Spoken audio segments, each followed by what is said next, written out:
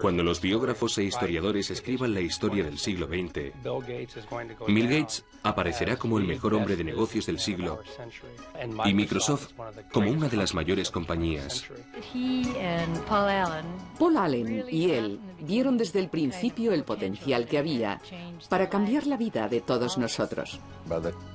Cuando empezó a ir a la universidad, ya tenía bastante claro que lo que hiciera tendría que ver con ordenadores. Lo que hace que Gates sea tan competitivo es que lo encuentra divertido. Le parece un juego emocionante como aquellos a los que jugaba cuando era pequeño. Creo que la gente percibe que Microsoft está siempre con los dos pies en la línea de la falta. No hay duda de que dentro de 100 años se hablará de él como una persona que transformó una era, igual que hoy se habla de Rockefeller y Carnegie, personas que también transformaron una era. Bill Gates.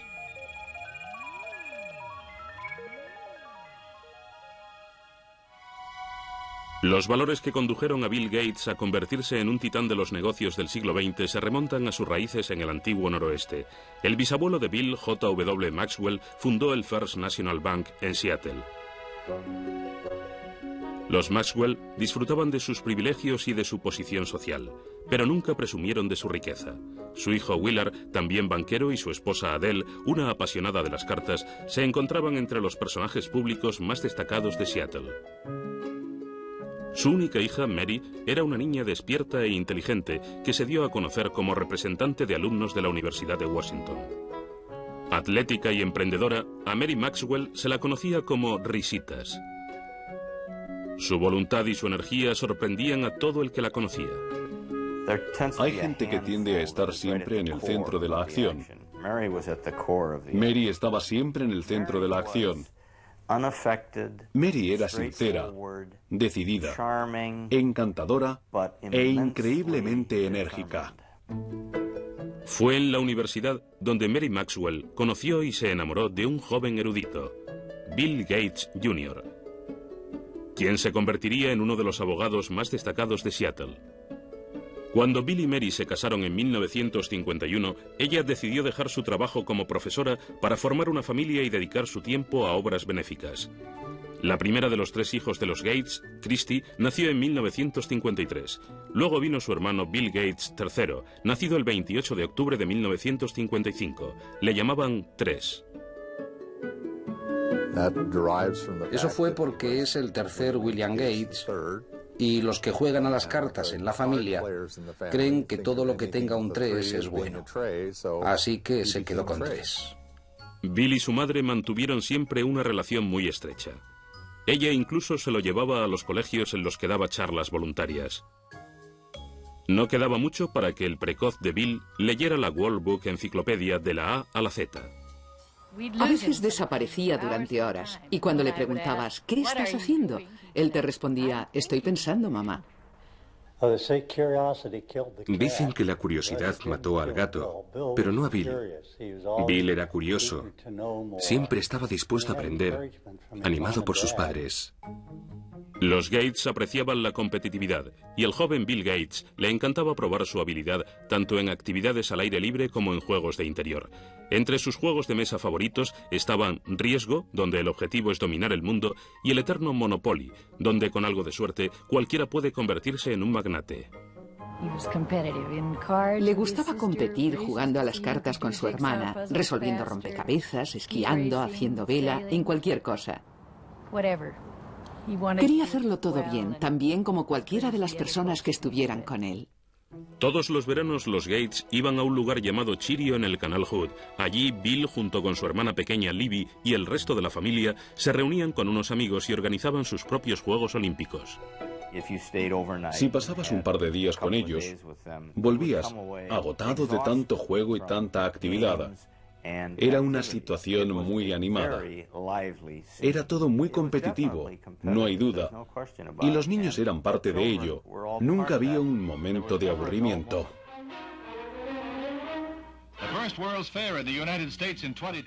Cuando se inauguró la Expo de Seattle en 1962, los Gates se apresuraron a ver las maravillas que predecían para el siglo XXI, tecnología informática incluida. A menudo Bill volvía a visitar las exposiciones de alta tecnología. Ya estaba claro que tenía una habilidad innata para las matemáticas y las ciencias. Sin embargo, Bill se estaba volviendo algo individualista y mostraba signos de rebeldía preadolescente que le hacían discutir con su madre. Mary y yo crecimos en el seno de dos familias muy estrictas, donde nuestros padres controlaban nuestra personalidad y nosotros simplemente seguimos la tradición. Este método no funcionaba con Bill, que a los 11 o los 12 años empezó a ser emocionalmente muy independiente. Estaba deseando aclarar sus ideas y averiguar lo que quería y lo que no quería hacer, y fue duro, sobre todo para Mary. Estaba bastante perdido. No se encontraba cómodo en la escuela. No estaba seguro de lo que quería hacer. Era obviamente inteligente y brillante, pero necesitaba ayuda. Recibió algunos consejos en esa época y experimentó un cambio en el colegio. Aunque creían en la educación pública, los padres de Bill pensaron que su hijo encontraría mejores consejos y más disciplina en Lakeside, la mejor escuela privada de Seattle para chicos de su edad. Solo aceptaban a los mejores alumnos, a los más brillantes, y Bill encajaba perfectamente en esa descripción. Allí empezó a transformarse, encontró nuevos amigos y clases más estimulantes. Era excelente en matemáticas. Lo hacía estupendamente en el escenario. Quiero decir que era fantástico en teatro. Le interesaba cualquier libro. No es que estuviera completamente centrado en las matemáticas y las ciencias. Tenía un amplio abanico de intereses. En 1969, cuando Bill empezó el instituto, el programa espacial de los Estados Unidos estaba en su punto álgido. En el mes de julio, la nave Apolo 11 llevó al hombre a la Luna. Pero los ordenadores que lo hicieron posible eran aún gigantes electrónicos que costaban millones de dólares y hacía falta todo un ejército para manejarlos. La mayoría de los colegios no podían ni pensar en comprar un ordenador. Sin embargo, Lakeside consiguió firmar un pacto extraordinario que sería decisivo para Bill Gates. Una compañía de Seattle ofreció a la escuela el uso de su ordenador a través de un teletipo. El joven Gates estaba hechizado por el potencial de esta máquina primitiva y empezó a pasar todo su tiempo libre en la sala del ordenador. Lo contamos con mucha frecuencia, pero es cierto. Se levantaba por las noches y se iba a trabajar con el ordenador. Luego volvía y ni nos enterábamos de que se había marchado. Recuerdo que un día nos llamó el director del colegio y le preguntamos, ¿tienen problemas con las drogas? Él respondió, no se trata de las drogas, pero tenemos algún alumno enganchado al ordenador. La verdad es que pasarse tanto tiempo con el ordenador era casi el mismo tipo de adicción. Bill Gates compartía su adicción con Paul Allen, un compañero algo mayor que no podía ser más distinto a Gates. No solo era 2 años mayor, sino mucho más grande. Mientras que Allen era callado y contemplativo por naturaleza, Bill era protestón y desafiante. Sin embargo, esta extraña pareja estaba destinada a hacer historia. Juntos escribían códigos de software. Eran competitivos, Paul Allen y Bill Gates. De vez en cuando se peleaban. Una vez Paul Allen echó a Bill Gates, que era algo más joven, del grupo en el que escribían los códigos. Luego se dio cuenta de que necesitaba que Gates volviera. No podía hacer nada sin él. Gates dijo, me alegro de volver, pero ahora mando yo. En 1970, cuando Bill tenía solo 15 años, Paul Allen y él se metieron en negocios. Se llevaron 1.400.000 pesetas limpias con Trafo Data, un sistema computerizado que crearon para medir el tráfico en el área de Seattle. Aunque Bill contaba con el dinero de la familia, estaba decidido a amasar su propia fortuna.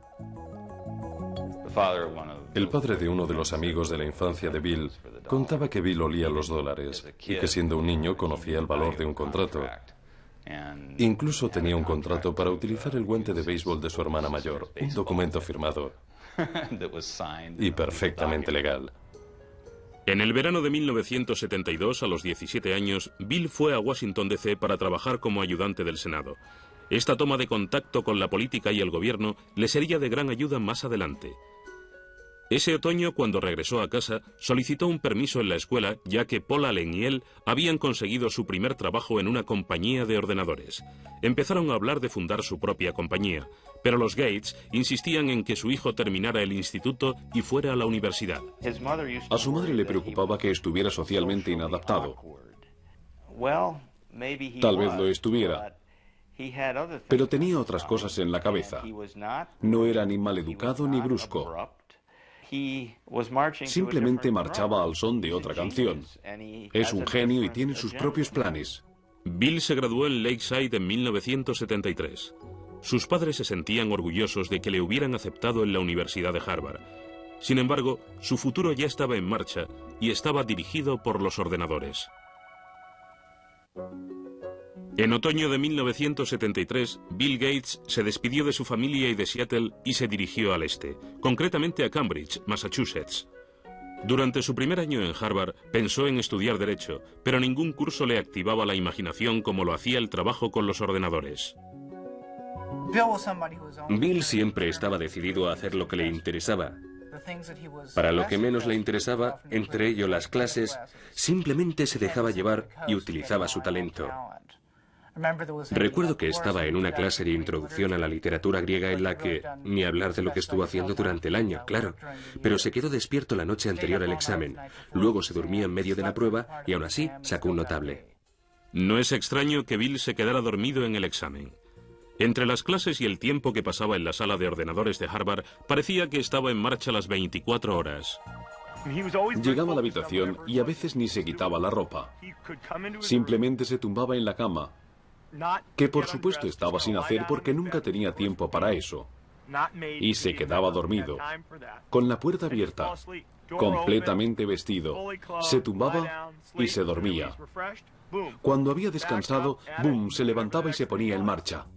Bill tuvo el tiempo suficiente como para hacer buenos amigos en Harvard, pero su vida social no era prioritaria. Solo salía con chicas de vez en cuando y obtenía diversos resultados. Entrevisté a varias mujeres que habían salido con Bill alguna vez y una me dijo que la primera pregunta que él hizo fue ¿cuánto sacaste en el SAT? Esto no es exactamente lo que a una jovencita le apetece escuchar, pero Bill Gates había sacado 800 puntos en la parte de matemáticas de la prueba. Estaba muy orgulloso de ello y quería asegurarse que la chica que saliera con él había obtenido un buen resultado. Bill destacaba en matemáticas, pero cuando se dio cuenta de que no era el número uno en Harvard, decidió no hacerse matemático. Mientras seguía sin saber a qué dedicarse, continuó probando nuevas actividades fuera de la clase. Pasaba mucho tiempo jugando al pinball y a los videojuegos, sobre todo al póker. En la universidad todos jugábamos mucho al póker. Es un juego muy competitivo y, en cierto modo, puede que sea una forma perfecta de prepararse para el mundo de los negocios. Bill pasó de ser un jugador al que cualquiera podía ganar a ser muy bueno. Pero fue Paul Allen, antiguo compañero de colegio y socio de Bill, quien trajo la suerte a Gates. Allen se había trasladado a Boston para trabajar. En diciembre de 1974, cogió una revista en Harvard Square. La portada de Popular Electronics anunciaba la llegada del primer mini ordenador, Altair 8800. Corrió a mostrárselo a Bill. Gates y Allen sabían que el ordenador personal había llegado. Sabían que iba a ser algo fuerte, algo revolucionario para la sociedad. Supieron reconocer el momento. El Altair estaba fabricado por una pequeña compañía de Albuquerque, Nuevo México, no muy lejos de la central nuclear de Alamogordo. Ed Roberts, director de la compañía, buscaba a alguien que elaborara el software de su único ordenador personal. Gates y Allen le convencieron de que podían hacerlo, así que estuvieron trabajando día y noche en la sala de informática de Harvard durante 2 meses. En febrero de 1975, Paul Allen fue a Albuquerque para probar el programa que Gates y él habían creado. Cuando cargó lo que Bill Gates llamaba el código más chulo que he creado nunca en el Altair, vio que funcionaba. Este sería un momento histórico en la industria del software. No creo que apreciáramos lo de Albuquerque en ese momento, pero no tardamos en darnos cuenta de que estaban en el comienzo de algo que podía ser importante. Para un Bill Gates que solo tenía 19 años, ya nada sería igual. En verano de 1975, Paul Allen y él fundaron Microsoft. Su trabajo con la compañía de Ed Roberts resultó llevarles tanto tiempo que Bill tuvo que dejar Harvard antes de terminar su último año para trasladarse a Albuquerque. Para Mary Gates, la decisión de su hijo fue una gran decepción. Le dijimos que habíamos ahorrado para que fuera a la universidad y que si no terminaba en un tiempo razonable, tendríamos que destinar esos ahorros a otra cosa. En ese momento nos dijo que estaba de acuerdo, que probablemente volvería a estudiar cuando llegara el momento. Bill estaba seguro de que había tomado la decisión adecuada, pero transformarla en software no iba a ser tan sencillo. El entorno de los ordenadores personales estaba rodeado de usuarios que querían compartir información nueva y software sin pagar. Esto enemistó a Bill con sus colegas. Había un montón de chavales y universitarios intentando enterarse. Bill no caía muy bien porque les decía que eso era robar, que él lo había creado y que era suyo. El negocio estaba lleno de piratas informáticos. De hecho, Gates escribió una carta a los aficionados a los ordenadores advirtiéndoles acerca de las consecuencias de copiar el programa de Microsoft. Empezaba: la mayoría robáis software. El hardware hay que comprarlo, pero el software se comparte. ¿A quién le importa si se paga o no a los que lo hicieron? ¿Os parece justo? Sin embargo, los que lo roben, al final perderán. Se le veía como una especie de renegado. La ética que prevalecía entonces era distinta. Pero creo que la industria del software no habría evolucionado como lo ha hecho sin alguien que estuviera ahí para decir lo que hacía falta. Bill también había tenido problemas con Ed Roberts, que le consideraba un mimado odioso. No estaban de acuerdo en casi nada, y Roberts era un magnífico adversario. Ed Roberts era un hombre bastante grande. Medía 1,80 m y pesaba 130 kilos. Y Bill Gates era... Vamos, había creado Microsoft con 19 años y parecía que tenía 13. Estaba empezando a salirle barba y ya se enfrentaba con Roberts cara a cara. El enfrentamiento final tuvo lugar en mayo de 1977, cuando Roberts vendió el negocio y Gates tuvo que demandarle para quedarse con el software que Paul Allen y él habían creado para la compañía. Gates ganó. Microsoft empezó a crear nuevos programas. Gates y Allen empezaron a vender sus productos a otras compañías informáticas. A finales de 1978, con unas ventas cercanas a los 80 millones de pesetas, trasladaron Microsoft de Albuquerque a Seattle. Bill se alegraba de haber vuelto y metió la quinta para promocionar la empresa en su ciudad. We always design with the future in mind. Our research people are always tracking the latest in hardware and software technology. El auténtico genio del marketing de Microsoft era Bill Gates. En los primeros momentos, era el quien salía a la calle para vender su compañía y su software. A menudo se llevaba a su madre en sus viajes. La madre de Bill, respetada y con buenos contactos, se convirtió en un personaje fundamental en la trayectoria profesional de su hijo. Mary trabajaba en varias corporaciones y en la Universidad de Washington. Estaba en la junta directiva de United Way. Además, conocía al director de IBM y así fue como su hijo conoció al director de IBM gracias a ella. En noviembre de 1980, IBM llamaba a la puerta de Microsoft. El mayor fabricante de ordenadores del mundo quería hablar con Gates y Allen acerca de un sistema operativo para su nueva línea de ordenadores personales. Desde la primera reunión, IBM captó mal a la persona con quien estaba negociando. Parecía un crío. Estaba delgadito. Llevaba una pelambrera algo informal. Y la gente no le tomaba como un hombre de negocios. Pero los jefazos de IBM pronto descubrieron que Gates no era un principiante. Les convenció de que Microsoft podía enviarle software nuevo. De este modo compró un sistema operativo ya existente y luego lo adaptó a los ordenadores de IBM, lo llamó MS-2. Bill Gates, un hombre de negocios sagaz, sabía dónde encontrar un sistema operativo. Salió a la calle y a pocos kilómetros lo encontró por 800 millones de pesetas. Pero lo mejor fue que para desarrollar ese sistema operativo para IBM, querían comprar el código original de lo que les había dado los derechos sobre el sistema operativo, o lo que se dio a conocer como DOS. Pero Microsoft se negó a firmar. Al no tener los derechos sobre el sistema operativo, IBM tendría que pagar a Microsoft por cada copia de DOS que instalara en sus ordenadores. IBM estaba a punto de perder su puesto en la lista de ventas. Mientras el resto de las compañías compraban ordenadores más baratos que los de IBM, Microsoft les vendía el mismo sistema operativo a todas. En ese momento se estaban fabricando muchos ordenadores.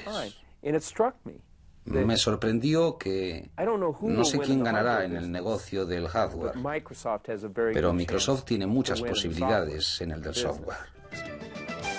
Entre 1978 y 1981, el crecimiento de Microsoft fue espectacular. La plantilla pasó de 13 a 128 empleados. Los ingresos pasaron de 300 a 1.300 millones de pesetas de la noche a la mañana. En 1983, el software del 30% de los ordenadores personales del mundo era Microsoft. Bill Gates nunca apartó la vista de la base de todo. Nunca volaba en primera a menos que fuera absolutamente necesario.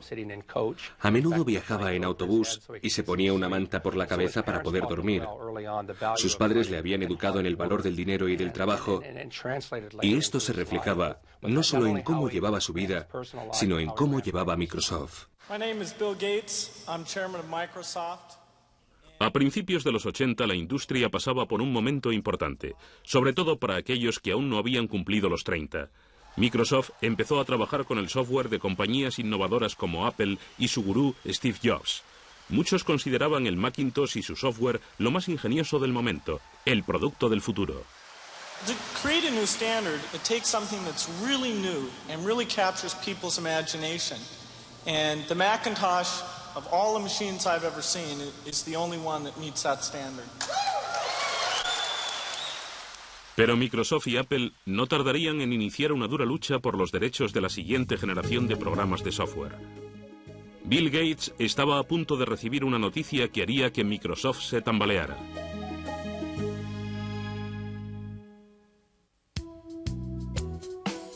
En 1983 el futuro de Microsoft y de un Bill Gates de 28 años no podía presentarse más halagador. El negocio de los ordenadores estaba en alza y cada vez había más demanda de software. Bill Gates y Paul Allen se convertían en los reyes de la era de los ordenadores. Pero en medio del tranquilizador ascenso de la compañía, le sorprendió una terrible noticia. Paul Allen, amigo y compañero de Bill desde el instituto, sufría el mal de Hodgkins, un cáncer. Le dio a Bill una perspectiva que antes no tenía. Siempre fue muy decidido y muy exigente. Puede que esto le ayudara a comprender un poco mejor lo que pasan las personas con problemas de salud. La enfermedad de Allen remitió un año después, pero él nunca volvió a tomar parte en el día a día de Microsoft. Para dos hombres de 30 años que habían creado una compañía de importancia mundial y habían ganado millones, era el fin de una era. Creo que la historia demostrará que su relación era muy dinámica. A menudo les comparo con los Beatles, Lennon y McCartney. Las canciones que escribieron juntos son las que recordamos y las que se siguen oyendo una y otra vez, aunque ambos eran excelentes letristas. Aún escuchamos las canciones que escribieron cada uno por su cuenta, pero de algún modo juntos eran aún mejores. Lo mismo sucedía con Paul y Bill.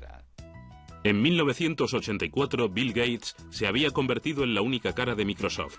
En abril de ese mismo año, la revista Time le reconoció como el principal representante de una nueva generación de hombres de negocios, una que entendía de tuercas y tornillos, pero que conocía las estrategias corporativas. Al trabajar con Bill ves que en cualquier reunión elabora un perfil de cada caso. ¿Qué pasa con esto? ¿Qué pasa con aquello y esto otro? Básicamente, crea en su cabeza una lista muy estructurada de todo lo que puede pasar y luego se dedica a resolverlo. A menudo Microsoft era como un campamento para estudiar matemáticas, donde el estilo exigente de gestión que proponía Gates mantenía vivo el proceso creativo y a menudo provocaba enfrentamientos serios. El Gates de la primera época lo rebatía todo. Para él todo era la idea más absurda que había oído jamás. En parte era para probarte. Era como, bien, si no estás de acuerdo, convénceme de que no es la idea más estúpida que he oído jamás. Para estar en lo más alto de una industria en continua evolución, había que tener ganas de luchar constantemente. Gates se rodeó de un equipo que compartía su ética profesional. Trabajamos para lanzar un nuevo producto de software. No queríamos quedarnos en Seattle. Miriam Lubaub, ayudante de Bill, cuenta la siguiente anécdota. Ella acababa de entrar en la compañía. Una mañana se encontró a un hombre durmiendo debajo de una mesa y resultó ser Bill. Miriam estuvo a punto de llamar a la policía. El esfuerzo se estaba viendo recompensado. Microsoft recaudó 22.400 millones de pesetas en 1985. Inevitablemente, el hecho de dirigir una compañía durante las 24 horas del día pasó factura a la vida social de Bill. Consiguió tener una novia formal, Jill Bennett. A ella le parecía difícil mantener una relación con alguien que era capaz de trabajar 3 días seguidos sin dormir. A veces se quedaba sentado en los escalones de la entrada, medio muerto. Hablaba con ella, pero mientras estaba pensando en software y haciendo alguna otra cosa más. Ella decía que era increíble verle.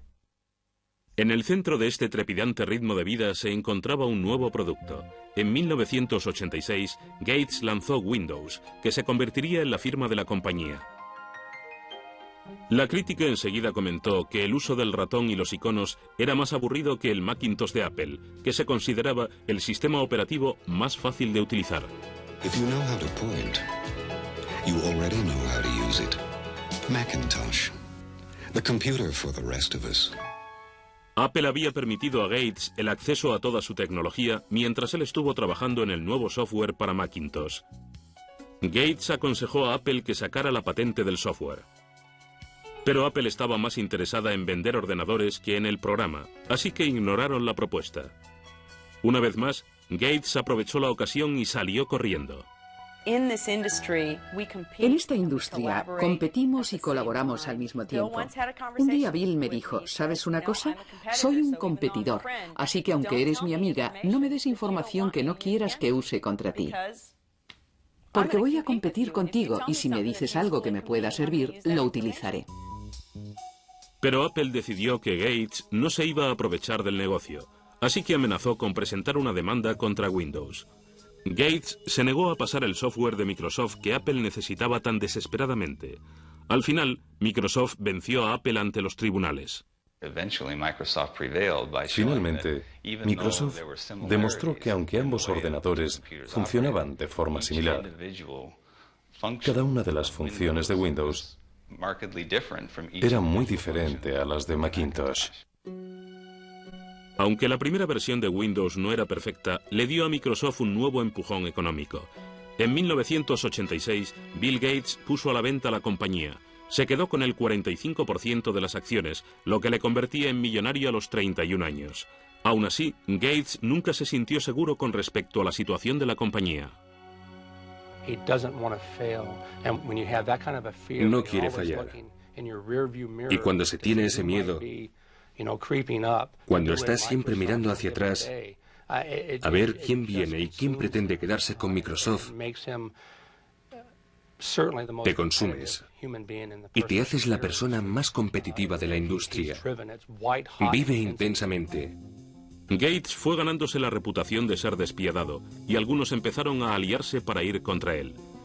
IBM empezaba a ganar popularidad y tenía en su mano la posibilidad de quitar de en medio a Microsoft para siempre. En 1987, Bill Gates era uno de los billonarios más jóvenes del mundo. Y Microsoft parecía tener luz verde en el suministro de software para ordenadores personales. Sin embargo, estaba a punto de enfrentarse a una grave crisis. Ahora que los peces habían despegado, IBM decidió atacar con su propio sistema operativo para desbancar a dos cuyos derechos eran de Microsoft. El nuevo sistema se llamaba OS2. Nos preocupaba saber si podríamos capear el temporal, sobre todo teniendo en cuenta que era un temporal muy fuerte. IBM, una compañía muy fuerte, muchos empleados, mucho dinero, capacidad potencial para apartar a Microsoft del negocio de los sistemas operativos. Paradójicamente, Microsoft intervino en la creación de OS2, pero Bill Gates no quería abandonar su sistema. Decidió arriesgar el futuro de su compañía y su propia reputación con la versión de Windows que su equipo estaba actualizando, aunque ello significara la pérdida de IBM como cliente principal. El 22 de mayo de 1990, Microsoft lanzó Windows 3.0. Esta nueva versión se convirtió en un éxito de ventas. Finalmente, OS2 fracasó y dejó a Microsoft el monopolio virtual de los sistemas operativos. La Comisión Federal de Comercio empezó a recibir quejas de que Gates utilizaba su control sobre los sistemas operativos para acabar con la competencia recortando los precios de los productos Microsoft. Parecía que el director de Microsoft se estaba creando una imagen de ángel exterminador. Bill Gates no es un vándalo. Simplemente necesita ganar. Hacerlo de una forma elegante o no carece de importancia. Lo importante es ganar. Una política de precios agresiva no era lo único que se le criticaba a Microsoft. En 1993, el Departamento de Justicia abrió una nueva investigación. Estudiaron el hecho de que Microsoft estuviera cobrando a los fabricantes de ordenadores unos derechos según el número de ordenadores que vendieran, incluidos los que no llevaban el software de Microsoft.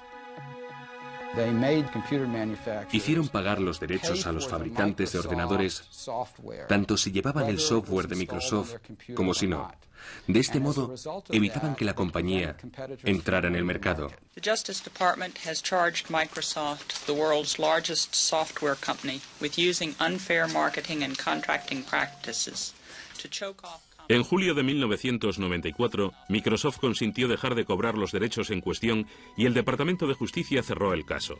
Gates nunca admitió que Microsoft tuviera un monopolio e insistía en que simplemente estaba proporcionando un software mejor a precios más bajos. We're not like an alligator. We don't go around and eat things. We come out with these little boxes, these nice little software packages, and you stick them in your computer and you either have fun using it and it helps you get things done or not. Pero para los inversores no era tan sencillo. Las investigaciones del gobierno y la lucha con IBM y Apple hicieron que el valor de las acciones de Microsoft descendiera. Ahora más que nunca había que sacar la siguiente versión de Windows.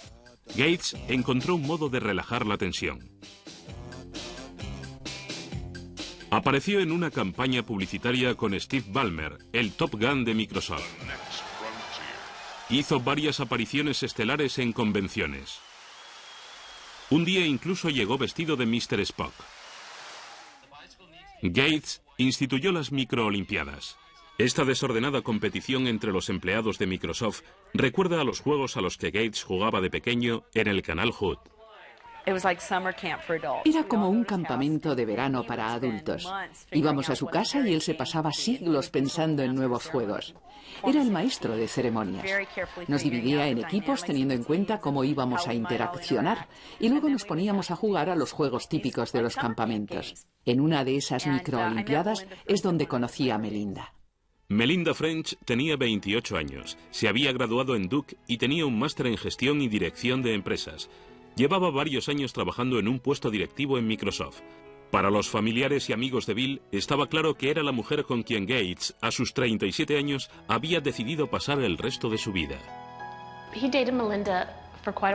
Estuvo saliendo con Melinda bastante tiempo antes de la boda. Siempre parecía que había algo especial entre ellos. Tenían tal nivel de intimidad y de conexión que saltaban chispas.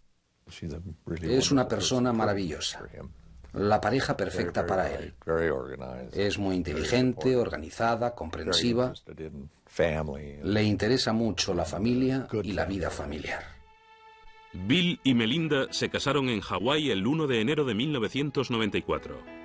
La noche antes de la ceremonia, Bill organizó una velada especial para Melinda. Contrató a Willie Nelson para que tocara la noche antes de la boda. Fue toda una sorpresa. Bill se levantó y dijo: estoy absolutamente enamorado de Melinda y quería cantar algo para ella esta noche, pero como no canto muy bien, le he pedido a un amigo que venga y que nos cante algo. Fue una gran sorpresa. Bill encontró en Melinda una compañera que no solo le daba la clase de felicidad personal que buscaba, sino también entendía las necesidades del negocio. Pero meses después de la boda, la felicidad de Bill se convirtió en angustia. Su madre, Mary, que había sido su más fiel aliada, sufría cáncer de mama. Murió en la mañana del 10 de junio de 1994. Bill acudió a su casa para estar junto a su madre. Cuando llegó a casa, hacia las 3 de la madrugada, la policía le había parado por exceso de velocidad.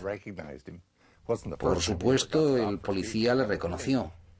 No era la primera vez que le paraban por ir demasiado rápido. Le miraron y le dijeron, ¿qué pasa? Él respondió al policía con lágrimas en los ojos. Lo siento, mi madre acaba de morir. El policía le dijo que siguiera, pero que aminorara la marcha. La muerte de su madre le afectó. Nos afectó mucho. En los años siguientes, Bill continuó la creación de una asociación filantrópica destinada a proyectos educativos y de salud, desde donde lo había dejado su madre. Pero ni toda su riqueza ni todo su poder le protegerían de la crisis a la que se enfrentaría Microsoft. En 1995, Bill Gates, con 39 años de edad, se había hecho la vida de casado. Con su mujer Melinda, se tomó algún tiempo libre para explorar el mundo, desde África hasta China. Parecía que ahora sí, Bill Gates lo tenía todo. This is a man so successful, his chauffeur is Ross Perot, ladies and gentlemen. Please welcome Bill Gates and the Bill Gates Dancers. 1995 fue también un año sensacional para Microsoft. Windows 95 se lanzó a bombo y platillo. El show de Jay Leno iniciaba la campaña publicitaria del software. Windows 95 is so easy, even a talk show host can figure it out. Gates seguía siendo el mejor vendedor de Microsoft, pero de ahora en adelante el jefe no viviría solo para el negocio. El 26 de abril de 1996, Bill y Melinda daban la bienvenida a su primer hijo, una niña llamada Jennifer. Está encantado con la niña. Es maravilloso verle. Para mí, como padre, resulta muy gratificante ver que mi hijo siente por la niña lo mismo que sentía yo por él y sus hermanas. Es muy gratificante. A los 42 años, Bill Gates se ha convertido en el representante del sistema americano. Hoy es el hombre más rico del mundo, con un capital de más de 8 billones de pesetas. Es miembro de un grupo de élite en el que se encuentra Bill Clinton, con quien comparte su pasión por el golf. Presumir de dinero nunca ha sido el estilo de Gates, quien ha gastado siempre bastante en comodidades. En 1997, Bill, su esposa y su hija se trasladaron a una casa de ensueño valorada en 8.700 millones de pesetas. Además del alojamiento de la familia y de los invitados, la casa tiene una librería en la que se encuentra el cuaderno de notas de Leonardo da Vinci, por el que Gates pagó cerca de 5.000 millones de pesetas. Aunque la casa se utiliza en muchas ocasiones para los negocios, para la familia Gates no es más que su hogar. No es más que una casa para la familia, una casa agradable. Recuerdo la primera vez que fui después de que estuviera completamente terminada. Empecé a ver coches de juguete por todas partes. Quiero decir que no es una casa antiséptica en la que te da miedo sentarte o tocar algo. Aunque Bill viva rodeado de tecnología, ha mantenido el sentido de la labor social que con tanto empeño inculcó Mary Gates a todos sus hijos. Bill se ha comprometido a donar gran parte de su fortuna a la Fundación William H. Gates con la ayuda de su mujer y su padre. Han repartido 3.200 millones de pesetas entre las bibliotecas del país para comprar ordenadores con el fin de que otros puedan experimentar lo que Gates sentía cuando era pequeño. No todo el mundo puede comprarse un ordenador. Él se dio cuenta de que darle a todos los americanos, tengan 12 años o tengan 92, la oportunidad de acceder a uno, permitiría que todos experimentaran las sensaciones que él tuvo de joven, cuando estaba en Lakeside. Gates y su familia también han donado 13.000 millones de pesetas a proyectos educativos y de investigación médica. Aunque se le ha criticado por no emplear más tiempo y más dinero en la filantropía, a sus 42 años, Gates no está dispuesto a dejar el timón de Microsoft. La industria sigue evolucionando. Es un juego perfecto porque nunca termina. No puedes sentarte y relajarte. De hecho, en 1997, Gates se dio cuenta de que se estaba quedando atrás en el mercado de Internet. Una compañía llamada Netscape controlaba las ventas de los buscadores de Internet, el software necesario para acceder a los sitios de Internet. En cierto modo, creo que Internet le dio a Bill un nuevo impulso, porque se trataba de algo nuevo que conquistar. Gates decidió limar las diferencias con Netscape, incluyendo su buscador Explorer, con cada copia de Windows. Se trataba de un intento de eliminar a su rival. Si Microsoft decide desbancar a Netscape o a cualquier otra compañía, el consumidor no tendrá dónde elegir. Y si el consumidor no tiene dónde elegir, el mercado no puede funcionar. En las páginas de Internet, Gates aparece caricaturizado como un matón. Su compañía controla el 95% de los sistemas operativos de los PCs de todo el mundo y muchos usuarios creen que Gates no ha permitido que salgan al mercado productos mejores. En marzo del 98, el Senado en el que trabajara Gates de joven llamó al presidente de Microsoft. Una vez más estaba acusado de ejercer un monopolio y de utilizarlo de forma desleal. Microsoft has the power today to exercise predatory and exclusionary control over the very means by which we access this internet. It's a lot like General Motors having the ability to dictate what type of gasoline you put in your car or what interstate you can drive on or even how you get on the interstate. A pesar de las acusaciones, Gates estaba a punto de tomar una decisión importante. La orden de no entregar Internet Explorer con Windows 98 quedaba revocada. Pero Gates seguía en la boca del lobo. En mayo de 1998, el Departamento de Justicia y 20 estados interpusieron una demanda antimonopolista contra Microsoft. Llevaría años revelar los entresijos legales de este caso, aunque ya se han llevado a cabo las investigaciones pertinentes, lo cual ha pasado factura al joven presidente de Microsoft. Creo que para Bill ha sido un duro golpe. Le he visto abatido y deprimido. Yo estaría igual. Una vez tuve una inspección de Hacienda y me pareció horrible. Me imagino que esto será mucho peor. Puede que Gates se sienta herido por los ataques que han recibido tanto él como Microsoft, pero su negocio sigue siendo fuerte y sus clientes siguen ahí. En cuanto al futuro, Bill ya ha comenzado a llevarse la compañía a un nuevo terreno. En 1996 empezó con un canal 24 horas por cable, MSNBC. Ahora es el dueño del mayor archivo de fotografías digitalizadas e imágenes de arte. Gates también ha estado estudiando el uso de la informática en espectáculos en compañía de los grandes magnates de Hollywood como Steven Spielberg. Bill Gates sigue siendo el competidor que siempre ha sido, tanto si se le recuerda como un magnate que se dedicaba a robar, como si se le recuerda simplemente como el chico que construyó la mejor trampa para ratones. Nadie podrá negar el impacto que su vida ha tenido en nuestra era.